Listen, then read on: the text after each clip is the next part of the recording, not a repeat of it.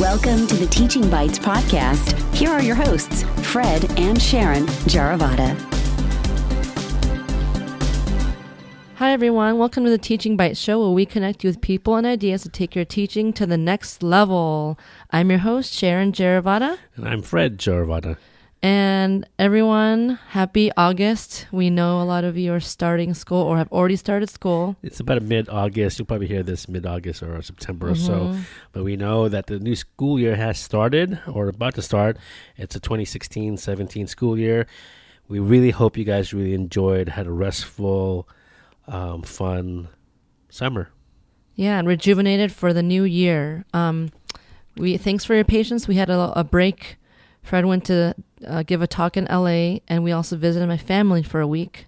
So we don't have that many shows that we usually release, but we are back. And today I want to share with you a free download called "Ways to Have a Stress-Free Classroom." So first of all, why did you create this? Why did you create this free download? Why is it free?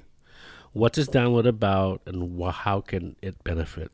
Well, it's free because I want to share with everyone out there. It's things that you probably know, or maybe ideas that you need, and it's something we don't learn in the credential program. Yeah, we don't learn these things in the credential program. It's taken me 15 years to figure these things out. Stealing from people and thinking of things on my own. We don't steal, we borrow. Well, steal, okay. Beg, borrow, steal. Okay, but I thought this is something that I'm very passionate about because I've had student teachers in the past, and I teach them about how curriculum, but this is the stuff that they don't learn. So I want to share this free download with you today, and we'll put the link in the show notes. And once you sign up, it will ask for your email and have you confirm it to give you the free download. We do that to make sure that you're human. We don't like spam bots. Spam, we know all this stuff happens, and we want to make sure that we only share it with real teachers, with real people. Mm-hmm. Okay? And again, there will be in the show notes. And so, Sharon, go ahead. Share with us. So this is a 13 chapter download with 4 bonuses. And first chapter is called Label. So we all know it's important to label all of the supplies. I use student numbers just to keep track of everything. And again, I explain everything more in the download, but I want to go over these and why it's important too. So real quick, what one example? Just one quick example. So what I do for pencils, which we actually have an episode about pencil management, how to keep track of pencils. So I write numbers on each pencil with a Sharpie, and then those numbers correspond to a student, and I put a piece of Scotch tape over the number so it doesn't get rubbed off. So quick tip. Number 2, planning. Planning your first 2 weeks of school ahead of time so that you can first week get to know parents, get to know kids. If you plan it out, you're already ahead. So are you talking about planning it 2 weeks continuously? No, the first 2 weeks. How about before school starts? How about after 2 weeks? Can you plan out 2 more weeks? You can, but see, if you've already planned the first 2 weeks, then you could spend those 2 weeks planning the next 2 weeks. And then that's what I'm saying. You keep planning ahead, right? Right. Which at least get 2 weeks ahead. Which you guys always know how to do, but I want to remind you. A lot of people like me, I procrastinate a lot. Yeah, but I mean, especially the first week is important to set the tone, expectations from the minute you meet them, the habits, all those things, and we'll talk about that. And then, call and response. Chapter 3, 1, 2, 3, eyes on me, and of course you guys know that 1, 2, 3, eyes on you. Different call and responses for different situations. Make it fun. Don't do the same thing all the time. Have the kids choose. Just make it fun. There's lots of ideas on Pinterest and all that. But establish some that are going to be the core ones. Okay? Number 4, rewards and consequences. Students need to know the line, where the line is. What are some rewards they get for what behaviors? What are some consequences so they know your expectations? And then eventually kids will know, this is what she expects or he expects. And Okay, think about individual rewards and consequences, table groups, whole class, those things to think about. But intrinsic motivation is the key. All right. Number 5, chapter 5, go team go. So getting kids to work in groups. How do you get them to work in teams? Because when you're going to get projects, you're going to have challenges on the yard, like good challenges, not like bad things, but maybe in PE. How do you get them to work in teams? How do you get them to communicate and be fair with each other? Are these teams TEAMS? Is that an acronym, or is that like tribes? Isn't No, that you similar? could use a tribe's a book for it. Okay, But okay, I'm we'll just saying teams, like Okay. groups of kids. No, I'm just confused. Teams, tribes. I know there are several programs out there that they encourage teamwork, right? Yeah. So doing it, and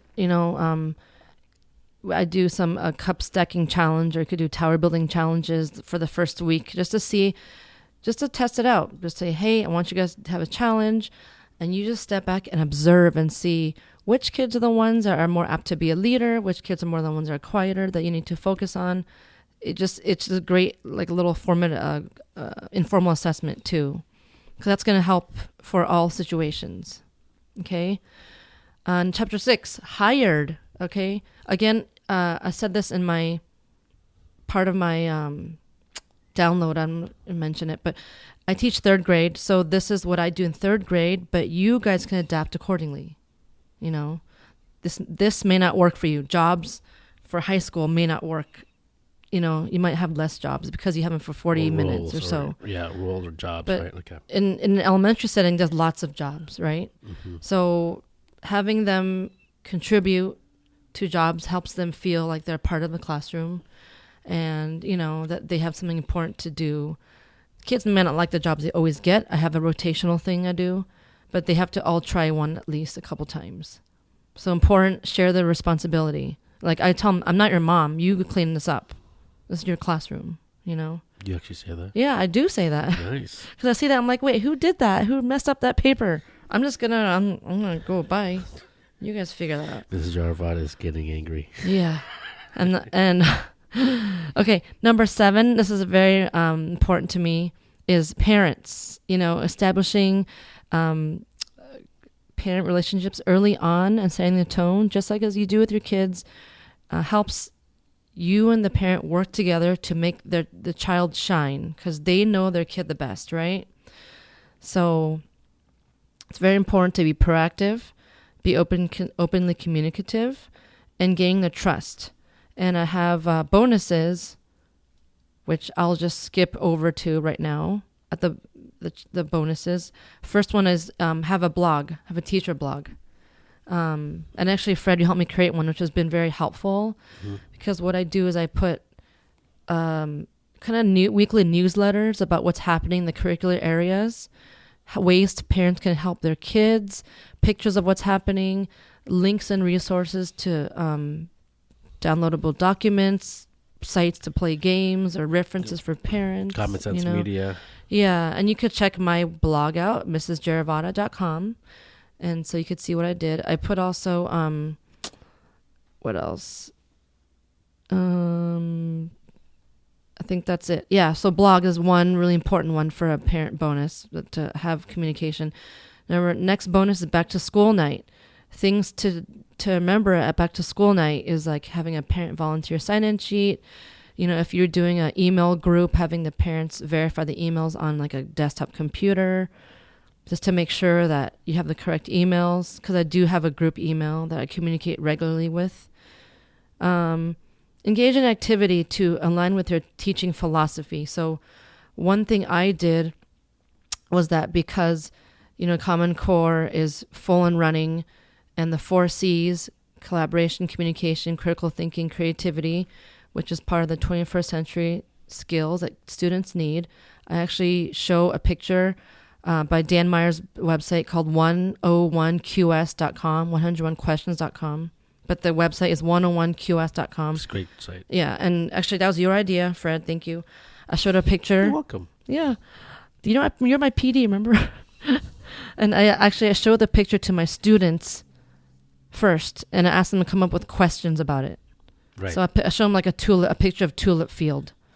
And the questions that we go over the silly ones like, oh, what color's that? Or like, why? You always have silly questions You at the know. beginning, always. The surface questions, but then you'll see the higher order thinking Right. questions come out. Like the kids will say, what's the distance around this area, or things like that. So I have them think of questions on their own.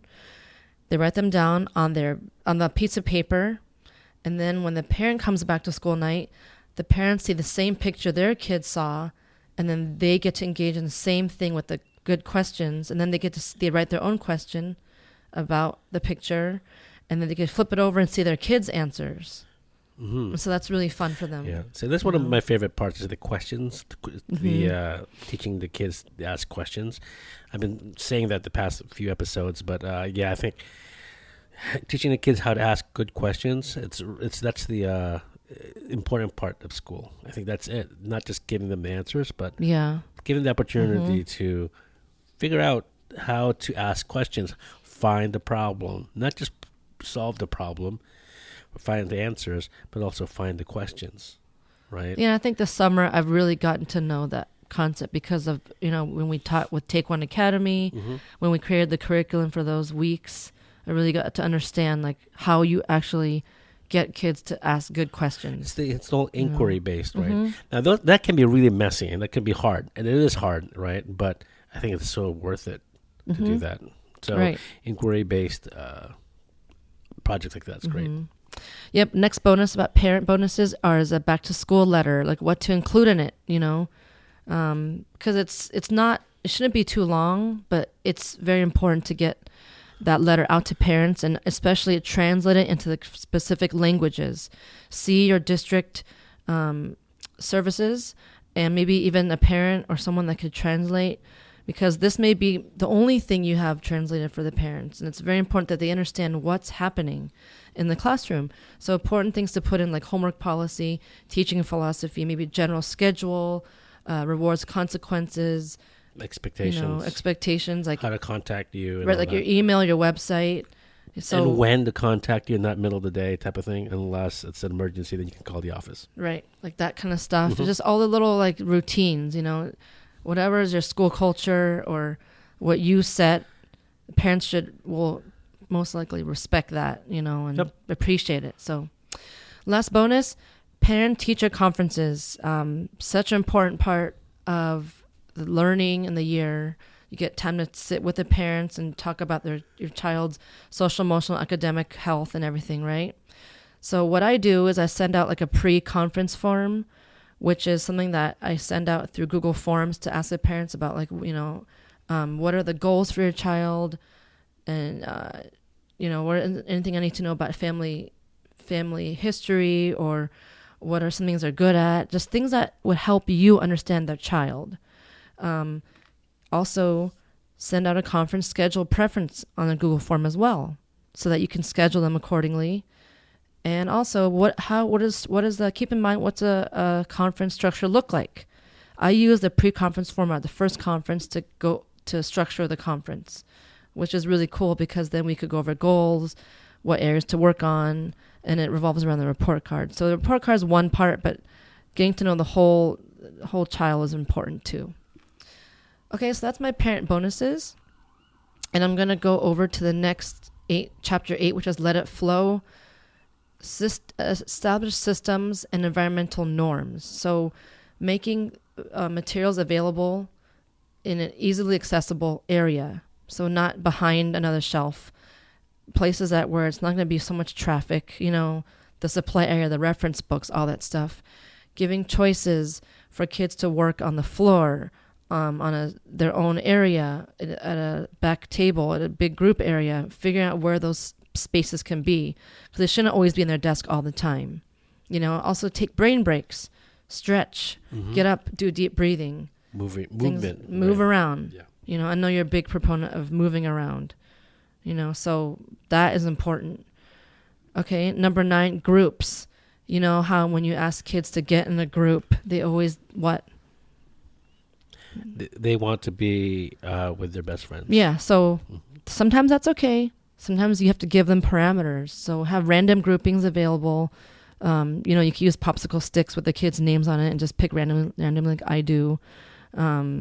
I actually assign a partner of the week, and it's a random grouping. And whenever I say partner of the week, they have to work with that partner for whatever activity I say. And that lasts about 2 weeks. So they get to rotate.